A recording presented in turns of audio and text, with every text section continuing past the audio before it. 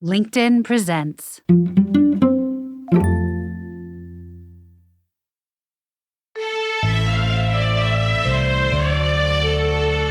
Good morning. I'm Michael Kovnat, and this is the Next Big Idea Daily, the podcast that gives you big ideas for a world that's, heating up fast.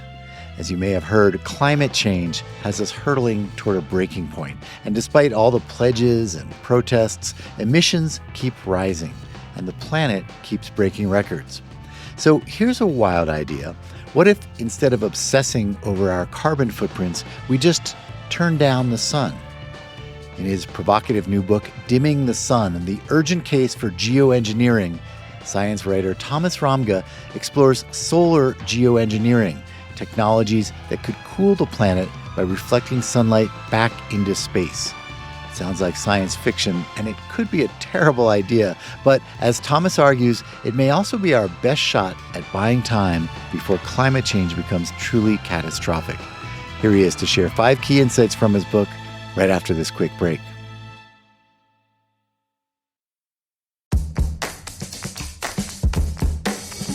Hey you, I'm Andrew Seaman. Do you want a new job? Or do you want to move forward in your career? Well, you should listen to my weekly show called Get Hired with Andrew Seaman. We talk about it all, and it's waiting for you, yes you, wherever you get your podcasts. From LinkedIn News, I'm Jessie Hempel, host of the Hello Monday podcast. Start your week with the Hello Monday podcast. We'll navigate career pivots. We'll learn where happiness fits in. Listen to Hello Monday with me, Jessie Hempel, on the LinkedIn Podcast Network or wherever you get your podcasts.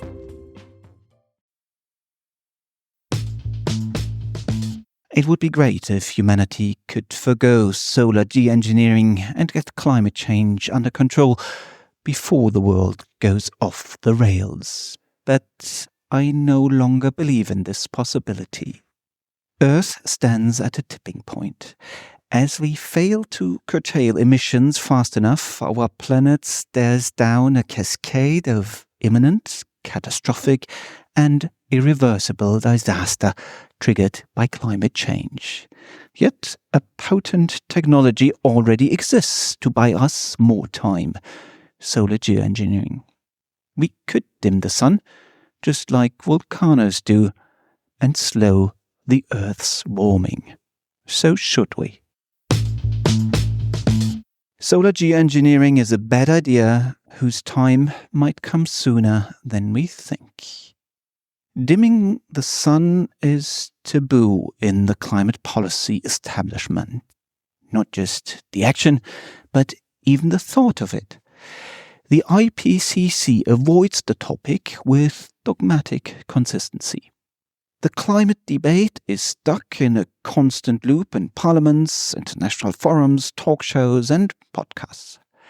The tune always is, we need to decarbonize faster. Yes, that is correct. We all know it. Meanwhile, temperatures continue to rise, as do emissions. The goals of the Paris Agreement are history today. It is very unlikely that we will end up in a world with less than 2.5 degrees Celsius above pre-industrial levels, and possibly we will end up with much more. Nobody knows the future, but I dare to predict solar geoengineering will disrupt discussions and negotiations about climate policy in the coming years and steer them in a very new direction. And the technology will make its way into the world, most likely in the next decade, whether we want it or not. Healthy skepticism calls for research and governance.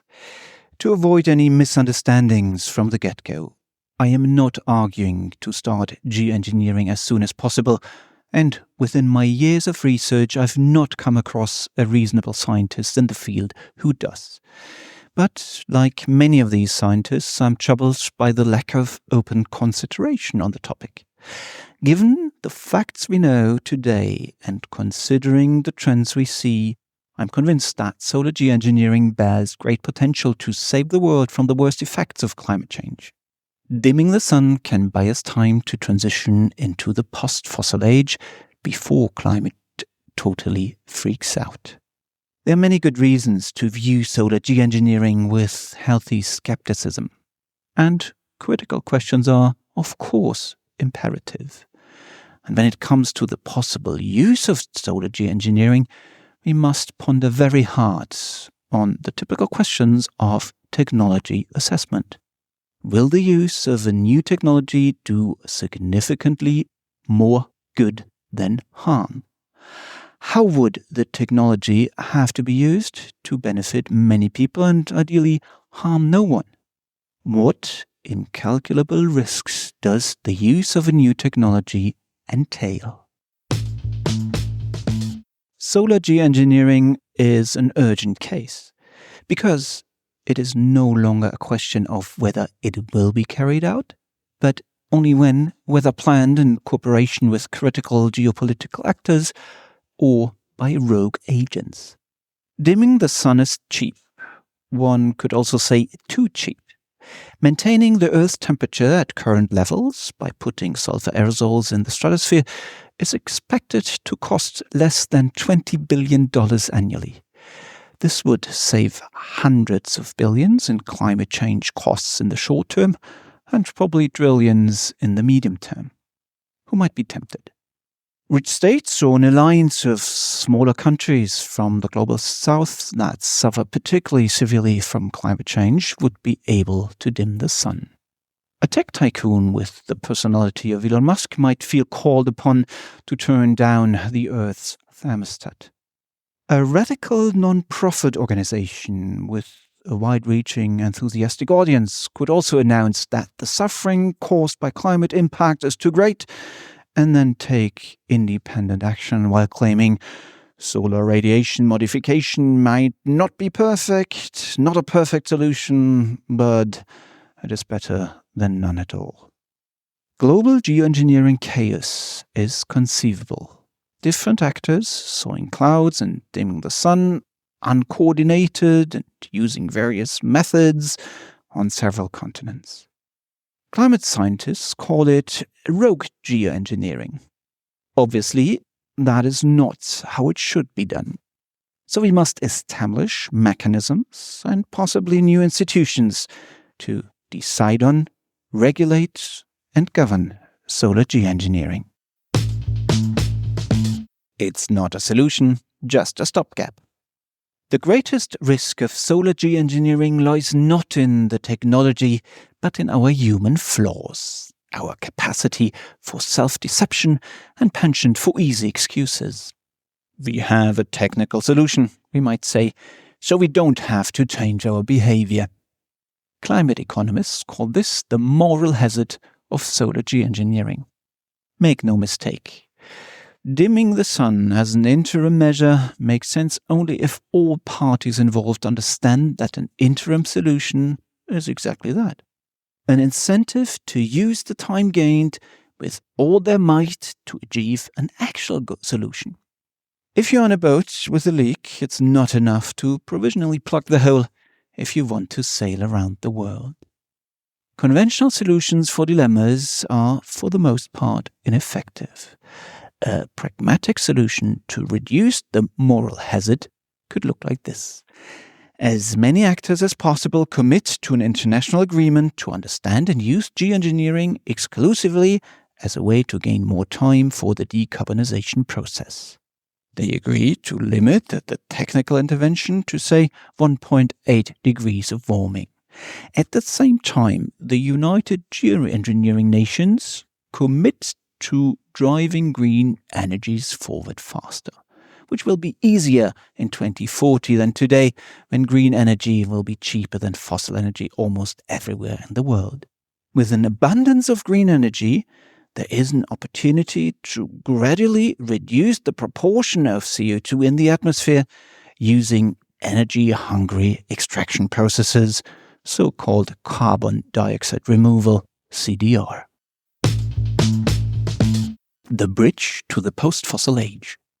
The idea of dimming the sun still disturbs me, because it conflicts so strongly with our image of what humanity should be. It throws us back to what we are, carbon junkies. First, the human species, out of stupidity and greed, screwed up the very climate that made it possible for them to prosper. And then this species, in its self-importance, believed it could restore the pre-industrial climate by tinkering with the thermostat of the Earth system. It's really not flattering to look in the mirror and see humanity's irrational behavior, its callousness and its hubris. However, allowing this fixation on our worst qualities to guide a decision about geoengineering is also useless. No matter how pessimistic one's view of our relationship with the planet may be, it must not prevent humanity from doing better this time. To be more precise, we must finally follow the science. Responsibility toward future generation requires us to turn climate science and geophysics into repair tools against the backdrop of climate change. For this to succeed, the participation of social sciences and economics, engineering and philosophy, political science and law is required. I hope that, if we determine we must dim the sun to prevent climate catastrophe, we will have by then found a way to do so with minimal negative impact on the ecosphere. And I hope the decision will be made by a consensus of almost all countries. A few decades later, we then may be able to cease putting sulfur in the sky, and the sun can once shine again, as it has for the last 100,000 years. The post-fossil age has finally begun. Okay, listeners, you can get yourself a copy of Dimming the Sun at your favorite bookstore. And if you got something out of today's show, please leave us a rating or review to help others find it. That does it for us for the week. These episodes were written by me, Michael Kovnat, and edited by Caleb Bissinger. The Next Big Idea Daily is proud to be part of the LinkedIn Podcast Network. We'll see you Monday.